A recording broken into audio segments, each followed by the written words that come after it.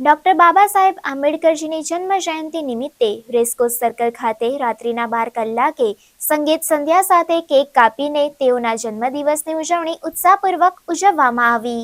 આજે 14મી એપ્રિલે સમગ્ર દેશમાં ડોક્ટર બાબા સાહેબ આંબેડકરજીની જન્મ જયંતિની ઉજવણી કરવામાં આવી રહી છે।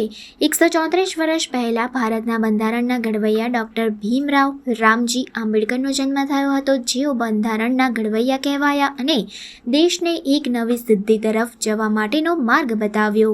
ડોક્ટર બાબા સાહેબ આંબેડકરજીની જન્મ જયંતિ નિમિત્તે ગઈકાલે રાત્રિના રેસકોર્સ સર્કલ સ્થિત ડોક્ટર બાબા સાહેબ આંબેડકરજીની પ્રતિમા પાસે ગીત સંગીતના કાર્યક્રમનું આયોજન કરવામાં આવ્યું હતું। આ અવસર રાત્રિના 12 કલાકે કેક કાપી ડોક્ટર બાબા સાહેબ આંબેડકરજીના જન્મદિવસની ઉજવણી કરવામાં આવી હતી।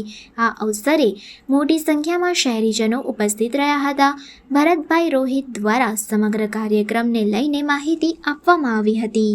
આજે દર વર્ષની જેમ 134મી જન્મ જયંતિ ડોક્ટર બાબા સાહેબ આંબેડકરની વડોદરા અલકાપુરી રેસકોર્સ ખાતે દર વર્ષની જેમ હજારોની સંખ્યામાં આજે પણ મનાવી।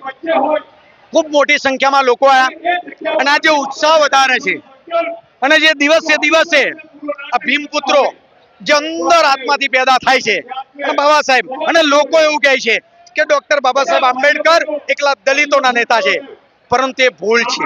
પહેલા તો ભારત દેશ રાષ્ટ્રના નેતા છે અને સર્વ ધર્મ માટે એમને કામ કરજો, એક માટે નહીં।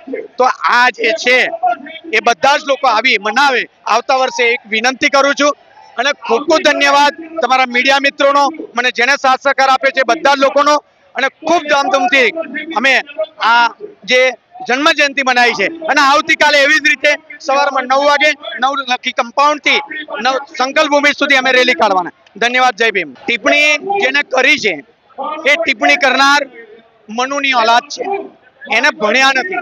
હમણાં જ્યાં જાઓ ત્યાં નોકરી પેદા નથી થતી, બચ્ચા જેટલા પેદા નહીં થતા એટલા સંતો મહાત્માઓ એ ખોટા જે રામ રહીમ હોય, આસારામ હોય જેવા જેલમાં જતા રહ્યા, એવા જેને પણ ટિપ્પણી કરી છે એને બંધારણ વિશે બોલ્યા છે, તો એને જે જવાબ આલવાનો હતો વળતો એ હું આપી દીધો છે અને મારા બધા અન્યાયો બી આપી દીધો છે। પહેલી કલમ તો દેશદ્રોહની રાખવી જોઈએ એને।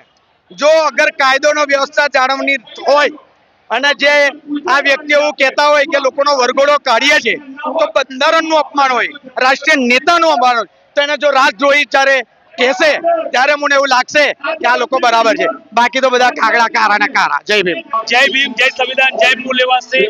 આજે ડોક્ટર બાબા સાહેબ આંબેડકરની 134મી જન્મ જયંતિ નિમિત્તે રેસકોર્સ સર્કલે ભવ્ય આયોજન કરવામાં આવ્યું છે અને વડોદરાની પૂરજોશ પબ્લિક ગઈકાલે જે ભવ્ય બનાવ્યું છે, જે વિશ્વની સૌથી મોટી જયંતિ જેવી જયંતિ ડોક્ટર બાબા સાહેબ આંબેડકરની આજે આખું વિશ્વ મનાવી રહ્યું છે।